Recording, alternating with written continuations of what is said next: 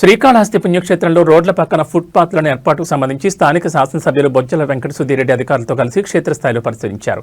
పట్నంలోని Panagal AP streets corporation నుంచి పట్నంలోని దేవస్థానం సమాచార కేంద్రం వరకు ఆయన నడిచి పరిశీలించారు. సాధ్యాసాధ్యాలను అధికారులతో సమీక్షించారు. అలాగే పొన్నాలమ్మగూడ నుంచి జలవినాయక ఆలయం వరకు ఫుట్పాత్లను ఏర్పాటు పరిశీలించారు. ఈ ఏర్పాట్లు ఫిబ్రవరిలో జరిగే శివయ్య పండుగ శివరాత్రిలో పూర్తి చేయాలని, పనులు జనవరి నాటికి పూర్తి కావాలని MLA Sudhi Reddy, ఇటాడి Bapireddy, municipal commissioner Bhavani Prasad, R&B తహసీల్దార్ ఆదేశించారు.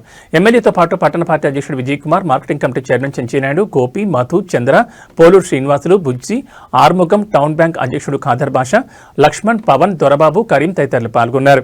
టెంపుల్ వరకు ఫుట్ పార్కింగ్ చేద్దామని ఆలోచన వచ్చింది. ఇప్పుడైతే ఫేజ్ 1లో ఒక సైడ్ స్టార్ట్ చేసి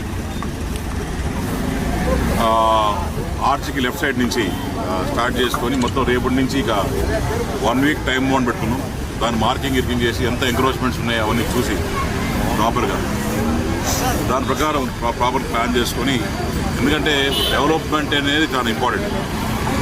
ప్రజలు కూడా పోవాలంటే మంచి ఫుట్పాత్ మీద పోవాలా, ఆ లుక్ రావాలంటే కంపల్సరీ ఫుట్పాతింగ్స్ ఉండాలనేది 100% ఒక డెసిషన్ తీసుకున్నాం. సో తప్పకుండా ఇది ప్రజలు కూడా అర్థం చేసుకొని ఒక మంచి డెవలప్మెంట్ కోసం మనం చేస్తామని చెప్పి, తర్వాత దీన్ని కూడా ఎట్లా చేయాలనేది మరి వచ్చే శివరాత్రి దృష్టి పెట్టి చేస్తాం.